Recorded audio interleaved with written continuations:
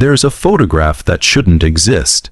It was taken in the autumn of 1959 in a farmhouse basement in rural Kentucky. And for 60 years it sat in a safety deposit box at a bank in Louisville. The woman who placed it there left instructions that it should never be opened until after the last member of her family had died. That happened 3 years ago. What the photograph shows is difficult to describe without your mind rejecting it as impossible. But 17 people have now come forward, all descendants of families from the same county, all with stories that match, all describing the same ritual, all remembering what happened to the girls who said no. Her name was Charlotte Mae Garrison. She was 18 years old in the summer of 1959, and according to every official record, she died in a house fire that September. But the photograph tells a different story. And so do the journals, and so do the women who were there, who are still alive, who finally broke their silence when they learned they were dying. What they describe isn't folklore, it isn't legend. It's something that actually happened in living memory in a place where people still live today. And the families involved, they're still there too, still holding their reunions, still gathering every autumn, still keeping certain doors locked. Hello everyone, before we start, make sure to like and subscribe to the channel and leave a comment with where you're from and what time you're watching. That way, YouTube will keep showing you stories just like this one. This is the story of what happens when you refuse. When you're the first in 7 generations to say no. When you break a chain that your family believes keeps them safe, keeps them prosperous, keeps them protected from something they won't name. This is about what they did to Charlotte Mae Garrison when she wouldn't go down into that basement, when she wouldn't participate in what they called the offering. And this is about what the other girls saw, what they were forced to do, and why they stayed silent for 63 years. The Garrison family had been in Mercer County, Kentucky since 1847. They weren't wealthy, but they were comfortable in a way that their neighbors noticed. The farm always produced, the livestock never sickened, the children were always healthy, always sharp, always found good marriages. For 6 generations, the Garrisons had what people in rural Kentucky called a blessing. But there were whispers too. Whispers about why the Garrison girls always left home at exactly 18. Why they came back different. Why some of them never spoke about their childhoods, even to their own children.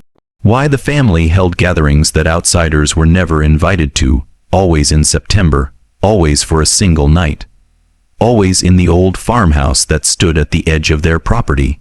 Charlotte Mae was the eldest daughter of Robert and Judith Garrison, born in 1941, just months before Pearl Harbor. She grew up knowing she was different from the other girls in her family. She asked questions they didn't ask. She read books they didn't read. By the time she was 16, she'd started keeping a journal, and in it, she wrote about the things she noticed. The way her mother wouldn't let her go into the basement after dark. The way her grandmother watched her during family meals, with an expression Charlotte described as hungry. The way conversations would stop when she entered a room. The way her younger sisters, Emily and Grace, were being taught things she'd never been taught. How to stand perfectly still, how to breathe quietly, how to keep secrets. In July of 1959, 2 months before her 18th birthday, Charlotte's grandmother came to her room. According to the journal entry from that night, her grandmother sat on the edge of the bed and explained what would happen in September. She called it the tradition. She said that every Garrison woman, when she turned 18, participated in a ceremony that bound her to the family. That ensured the family's continued prosperity, that protected them from the diminishment that had destroyed other bloodlines. Charlotte wrote that her grandmother described it as an honor, a privilege, something to be grateful for. But when Charlotte asked what exactly the ceremony involved, her grandmother's face changed. She said that some questions created doors that couldn't be closed, that knowledge carried responsibility, that Charlotte would understand when the time came. Charlotte didn't want to understand. She wanted to leave. She'd been accepted to a secretarial school in Lexington, had saved money from working at the general store, had made plans to start a new life. But her grandmother told her that no Garrison woman had ever left before the ceremony, that attempting to do so would bring consequences not just for Charlotte, but for the entire family, that there were protections that needed to be renewed, that Charlotte had responsibilities she'd been born into, whether she accepted them or not. The journal entry from that night ends with a single line, "She touched my face when she said it. Her hands were so cold, and she smiled." The next section picks up in late August, 4 weeks before Charlotte's 18th birthday. She'd stopped sleeping. In her journal, she wrote about dreams where she was underground, in a space that was too small, with people standing in a circle around her. She wrote about waking up with dirt under her fingernails, even though she hadn't been outside. She wrote about her mother avoiding eye contact, about her father spending more and more time in the barn, about her sisters watching her with what she called waiting faces. She wrote about finding a dress in her closet that she'd never seen before, white linen, old-fashioned with buttons that looked hand carved from bone. When she asked her mother about it, her mother said only, "It was your great-grandmother's. You'll wear it in September." Charlotte tried to run.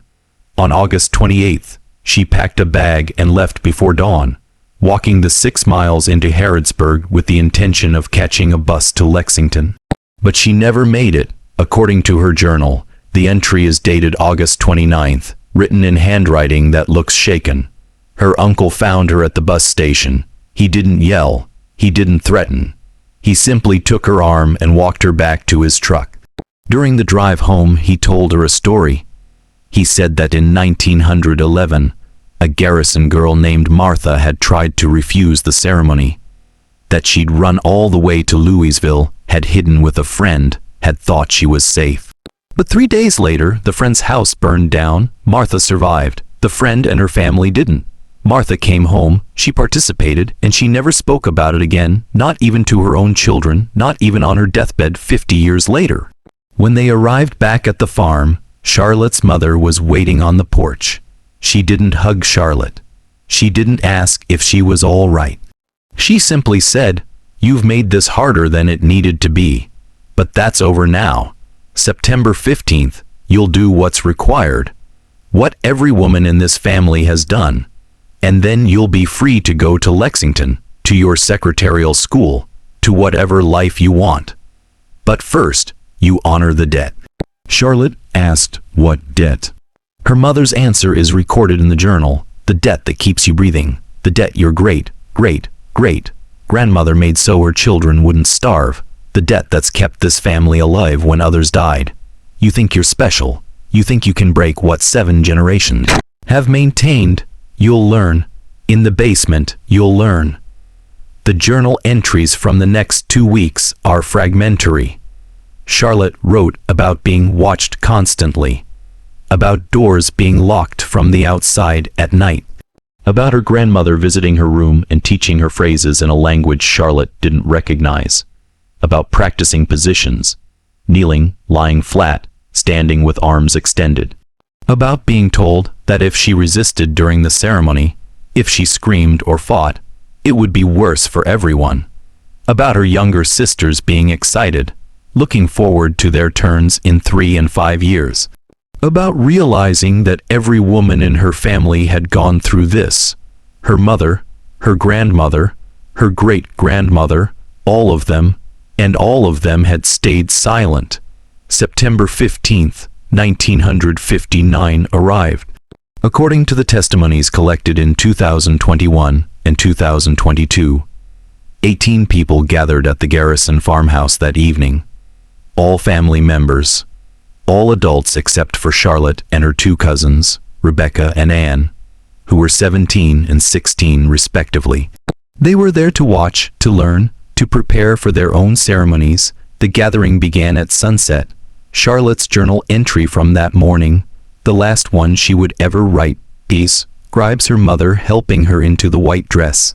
brushing her hair, telling her that it would be over quickly if she didn't resist, that the fear was normal, that every Garrison woman had felt it, that on the other side of tonight, Charlotte would understand why it was necessary, why it had always been necessary.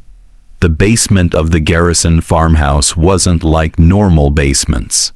According to the testimony of Sarah Garrison, Hewitt, now 82, who was 14 at the time and watched from the stairs, it had been modified. The floor was dirt, but in the center was a circle made of stones that looked old, older than the house, older than anything else on the property. Around the circle were markings. Sarah described them as symbols that hurt to look at directly, that seemed to shift when you weren't focusing on them. 7 candles surrounded the circle, made from something that didn't smell like regular wax. And in the center of the circle was a chair. Not an antique, not decorative, just a plain wooden chair with leather straps on the arms and legs. Charlotte was led down the stairs by her grandmother and 2 aunts. The family stood in a larger circle around the stone circle. According to Sarah's testimony, they were chanting, not in English, not in any language she recognized. Charlotte was placed in the chair, the straps were fastened, and then her grandmother began what Sarah called the calling. She spoke to the circle, she spoke to the stones, she spoke to something under the floor. She said the family's name, she said Charlotte's name, she said the date, and then she said, "We offer the daughter as our mothers offered before us. We renew the covenant. We maintain the protection. We feed what must be fed." That's when Charlotte refused. According to every witness, she didn't just say no, she screamed it. She fought against the straps. She called them evil. She called them insane. She said she wouldn't participate in devil worship, wouldn't participate in whatever sick tradition they'd convinced themselves was normal. The chanting stopped. The basement went silent, and Charlotte's grandmother walked to the chair, leaned down, and whispered something in Charlotte's ear. Sarah Garrison, Hewitt testified that she couldn't hear what was said, but she saw Charlotte's face change, saw the defiance turn to terror, saw Charlotte go completely still, and then Charlotte said, very quietly, "You're not my family. You've never been my family. Whatever you made a deal with, I'm not part of it. I will not consent." What happened next depends on who you ask. The official story is simple. Charlotte Mae Garrison died in a house fire on September 17, 1959. The fire started in the early morning hours, cause unknown, and by the time neighbors saw the smoke, it was too late. Charlotte's body was found in her bedroom, the funeral was closed, casket, the family grieved, life continued, but the unofficial story, the one that 7 witnesses have now confirmed, is different. According to them, Charlotte didn't die in a fire. She was taken from the basement that night, unconscious, and carried to the old tobacco barn at the edge of the property. She was kept there for 2 days, and during those 2 days, the family made a decision. Sarah Garrison, Hewitt's testimony is the most detailed.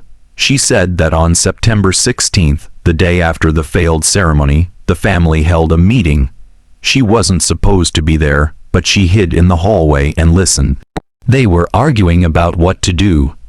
Some wanted to force Charlotte through the ceremony, to drug her if necessary, to complete the ritual whether she consented or not. But Charlotte's grandmother said that forced offering had been tried before, in other families who kept similar traditions, and it never worked. That the covenant required willingness, or at least submission. That resistance poisoned the exchange. That Charlotte had broken the chain, and now the family was vulnerable. That the protection they'd enjoyed for 7 generations would begin to fade unless something was done. Charlotte's father suggested letting her go, sending her away, pretending she'd never existed, continuing with the younger daughters. But the grandmother said it was too late for that Charlotte knew too much. That she'd seen the circle, heard the chanting, been named in the calling. That she was marked now, whether she wanted to be or not. That if she left, if she spoke to anyone outside the family, the consequences would be catastrophic. Not just exposure, but retaliation. The grandmother said that something had been waiting in that circle. Something that had been promised a Garrison daughter. Something that wouldn't accept substitution or delay. And if it didn't receive what it was owed, it would take what it wanted anyway. The decision was made on September 17th. According to Sarah's testimony, she saw her uncle and 2 cousins carry something wrapped in canvas from the tobacco barn to a truck. She saw them drive away. She saw them return 3 hours later with the truck empty and dirt on their clothes. And that same night, the old Garrison farmhouse, the one where the basement was, where the ceremony had been held, caught fire. It burned to the foundation. The fire marshal ruled it accidental. Old wiring, dry wood. Tragic but not suspicious. And in the ashes they found remains, enough for a funeral, enough for a death certificate, enough for Charlotte Mae Garrison to officially stop existing. But Charlotte didn't die that night. She couldn't have, because 3 months later, a woman matching her description was seen in Lexington. Then in Louisville, then in Cincinnati. She was using a different name, Mary Kendall, but people who knew the Garrison family recognized her. She was working as a waitress. She was living in a boarding house. She was trying to build the life she'd planned, but she was also being followed. Multiple witnesses from 1959 and 1960 report seeing men watching her. Men who looked like they were from the same rural community. Men who never approached her directly but were always there in the background watching. In March of 1960, Mary Kendall, Charlotte, went to the police in Louisville. She tried to report that her family had held her against her will, that they'd performed some kind of ritual, that they were stalking her. But when the police contacted the Garrison family, they produced a death certificate. They produced funeral records. They said that Charlotte Mae Garrison had died 6 months earlier, and whoever this woman was, she was either confused or running a con. The police told Charlotte to stop harassing a grieving family. They warned her that making false reports was a crime. They sent her away. If you're still watching, you're already braver than most. Tell us in the comments. What would you have done if this was your bloodline? Charlotte disappeared in August of 1960, almost exactly 1 year after she'd refused the ceremony. The last confirmed sighting was at her boarding house in Cincinnati. Her landlady said she came home one evening looking frightened, said someone had left something at her door, a bundle wrapped in cloth. When the landlady asked what it was, Charlotte wouldn't say. She just locked herself in her room. The next morning, she was gone. Her belongings were still there. Her rent was paid through the end of the month. But Charlotte was never seen again. Not by the landlady, not by her co-workers, not by anyone outside the Garrison family. For 60 years, that's where the story ended. Charlotte Mae Garrison, officially dead in 1959, unofficially disappeared in 1960. The Garrison family continued. The farm prospered. The tradition continued. Every Garrison daughter, at 18, participating in the ceremony. None of them refusing, none of them asking questions. The family grew, spread across Kentucky and into neighboring states, but the core remained in Mercer County, and every September they gathered, but something had changed after Charlotte. According to descendants who have recently come forward, the family became more insular, more secretive, more careful about who married into the bloodline.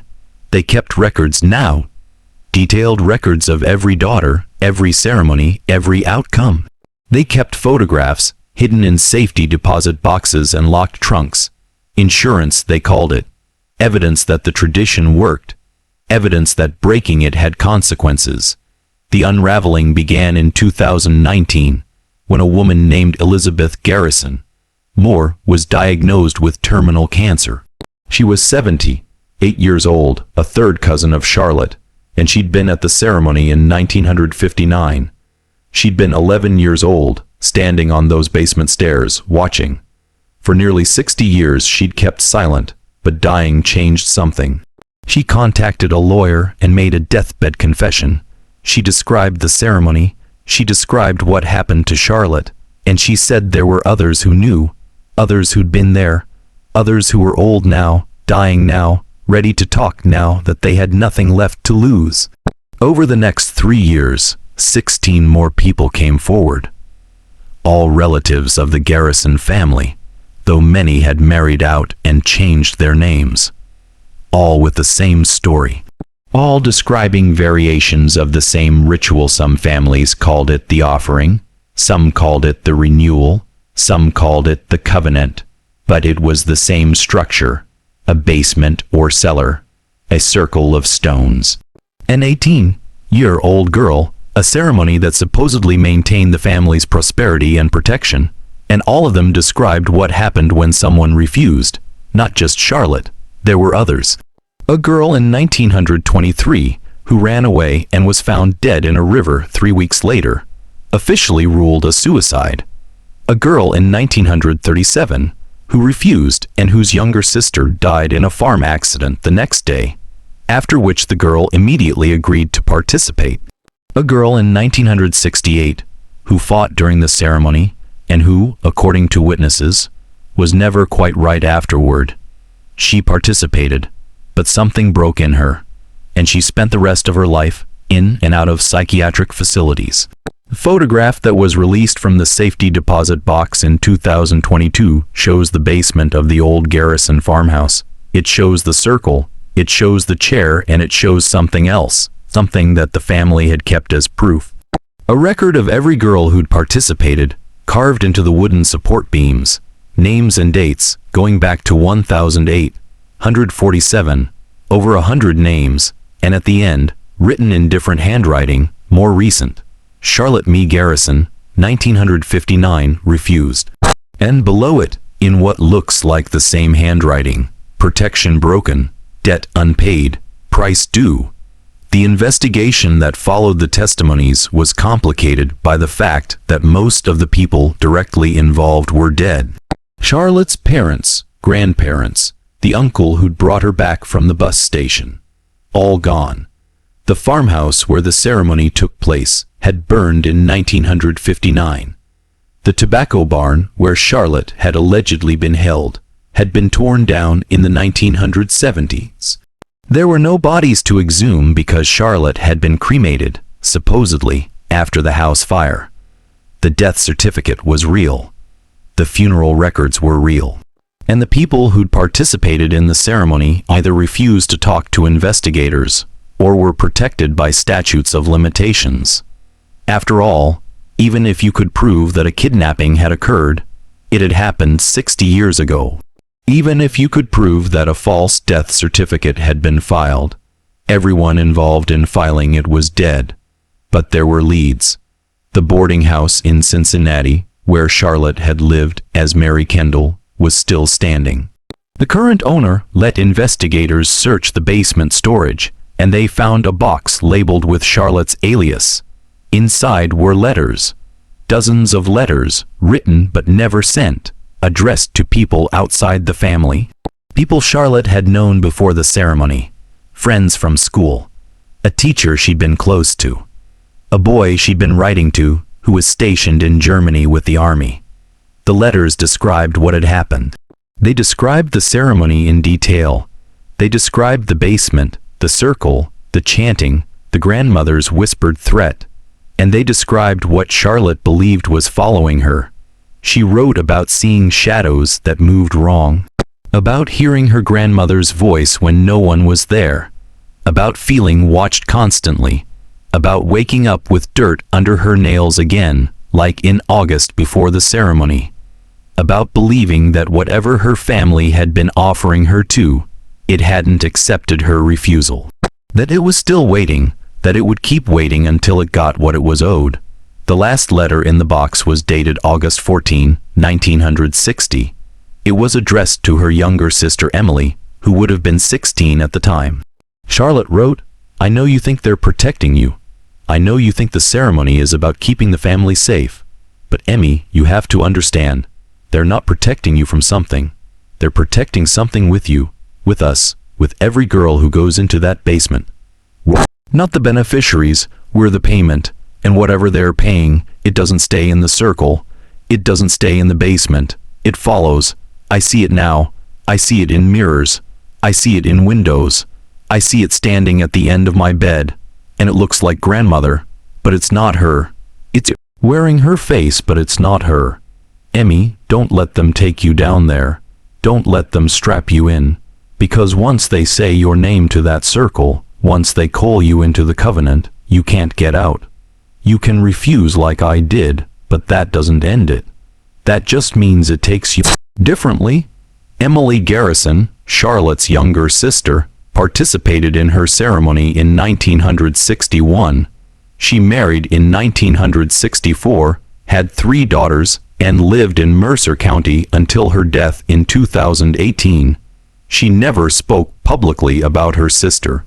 But in 2021, one of her daughters, Charlotte's niece, came forward with a recording.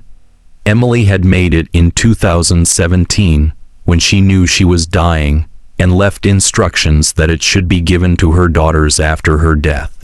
In the recording, Emily said that Charlotte had been right, that the ceremony wasn't protection, that it was payment, that she'd participated because she was terrified of what would happen if she didn't, not just to her, but to her younger sister Grace, and that every day since 1961, she'd felt something watching her, something that wore different faces but was always the same underneath, something that reminded her constantly that she'd consented, that she'd given permission, that she'd sat in that chair and said yes when Charlotte had said no. The current generation of Garrison descendants is fractured. Some maintain that the testimonies are lies, that Charlotte died in a fire, that there was no ritual beyond normal family religious practices. They've hired lawyers, threatened defamation suits, refused all interview requests. But others have broken away entirely. They've changed their names, moved across the country, and cut all contact with the extended family. And some of them have shared stories of their own. Stories about ceremonies that continued into the 1980s, the 1990s, even the early 2000s. Stories about basements in different houses in different states, but always the same structure, always the stones, always the chair, always 18 years old, always the chanting in that language nobody could identify. One woman, speaking anonymously, described participating in a ceremony in 1997. She said she was raised knowing it would happen, raised believing it was normal, raised seeing her mother and aunts and older cousins participate. She said it wasn't presented as optional. It was presented as inheritance, as birthright, as the price of being a Garrison woman. She said the ceremony lasted 3 hours. She said she doesn't remember most of it, only fragments. The cold of the stones under her bare feet, the smell of the candles, her grandmother's voice echoing in a space that felt larger than the actual basement, and the feeling of something pressing down on her, something heavy and hungry and very, very old. She said when it was over, when they unstrapped her and led her back upstairs, she felt different. Lighter in some ways, heavier in others. And she said that every year since then, on the anniversary of her ceremony, she has the same dream. She's back in the basement, back in the chair, but this time she's not alone. There are others strapped to chairs beside her, stretching back into darkness. Dozens of them, maybe hundreds, all Garrison women. All different ages from different eras, but all frozen at 18. And at the front of the line, closest to the circle, is Charlotte, still struggling, still refusing, still screaming no. The woman said she stopped participating in family gatherings in 2015. She said she has a daughter now who's 12, and she said that when her daughter turns 18, there will be no ceremony, that the chain ends with her, that whatever her ancestors agreed to, whatever debt they believe they were paying, her daughter will not inherit it. She said the family has called her, has visited her, has explained very calmly that breaking the chain has consequences, that it's not just about her daughter but about everyone in the family, that the protection extends to all of them, and removing one link weakens the whole structure. She said her mother told her that if she doesn't bring her daughter to the ceremony, the family can't guarantee what will happen. Not as a threat, just as a fact, as a natural consequence of breaking a covenant that's been maintained for 7 generations. The woman said she's terrified, but she's more terrified of what happens if she doesn't refuse. She said Charlotte has been appearing in her dreams more frequently, not speaking, just watching, just waiting. And in the most recent dream, Charlotte finally spoke. She said, "You can end it. You can break what they built, but you have to be willing to pay what I paid. You have to be willing to refuse completely. And you have to be willing to never stop refusing, even when they find you, even when it finds you, even when everything tells you it would be easier to just say yes." The woman said she wakes from these dreams with dirt under her nails, with the smell of those candles in her hair, with bruises on her wrists where the straps would have been.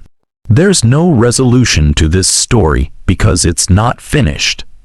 The investigation is ongoing, though it's been complicated by lack of physical evidence and the death of key witnesses.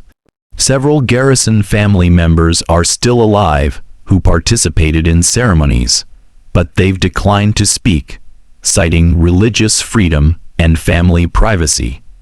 The county where this occurred has no record of ongoing cult activity. The FBI investigated briefly in 2022, but found insufficient evidence of a federal crime.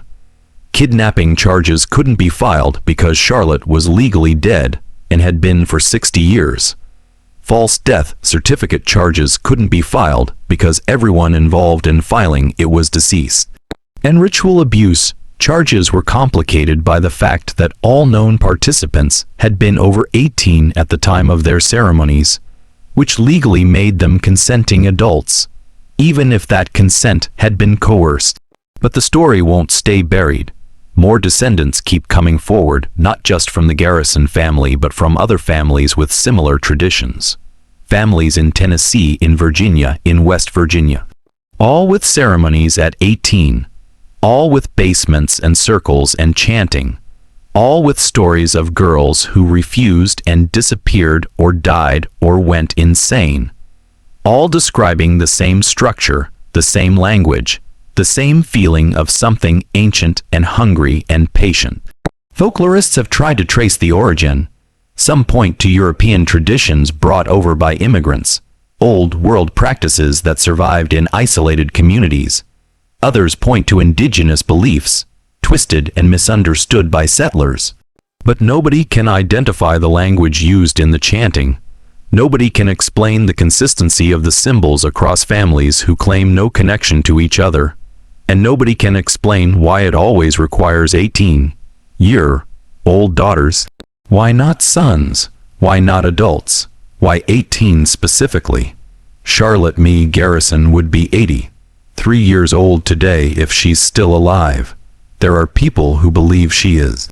That she's out there somewhere, still hiding, still refusing, still paying the price for breaking a chain that stretched back 7 generations. There are others who believe she died in 1960, that whatever was waiting in that circle came for her when she tried to escape, that her refusal was brave but ultimately futile. And there are some who believe something worse, that Charlotte never left the basement at all, that the woman who fled to Cincinnati was something else, something wearing Charlotte's face, something sent to draw out anyone else who might refuse, that the real Charlotte is still in that basement, or what's left of that basement under the foundation of the burned farmhouse, still strapped to that chair, still screaming no into a darkness that never ends. The family still gathers every September, not at the old farmhouse that's been gone for 60 years, but somewhere, in basements, in cellars, in places they don't talk about. The tradition continues. The ceremonies continue, and every year another girl turns 18. Every year another daughter faces the chair, and every year the family waits to see if she'll say yes, because most do. Most have always said yes. Most will continue to say yes, because the alternative is Charlotte. The alternative is refusing a debt you were born into, breaking a protection your family believes keeps them alive, and spending the rest of your life, however long that life lasts, looking over your shoulder at something that will never stop following, never stop waiting, never stop wanting what was promised. This is the story of Charlotte Mae Garrison, the girl who refused, the girl who said no, the girl who broke the chain, whether she survived or not, whether she's still out there or not, whether any of it was real or mass delusion or something in between. That's for you to decide. But the photograph exists, the testimonies exist, the letters exist, and somewhere in Kentucky, in basements that normal people walk over every day without knowing what's beneath them, the circles still exist. The stones still exist, the chairs still exist, and the families who use them will tell you if you ask that it's tradition, that it's heritage, that it's protection. They'll tell you it's kept them safe for generations. They'll tell you it's a privilege, an honor, something their daughters should be grateful for. But if you find one of the daughters who refused, if you find one who broke the chain and survived long enough to speak, they'll tell you something different. They'll tell you it's not protection, it's not privilege, it's payment. It's feeding something that should have starved 100 years ago. It's maintaining something that should never have been started. And they'll tell you that Charlotte Mae Garrison was right to refuse. That refusing was the bravest thing anyone in that family had done in 7 generations. Even if it killed her. Even if it cost her everything. Because some debts aren't meant to be paid. Some chains are meant to be broken. And some traditions deserve to die, no matter what comes hunting when you finally say no.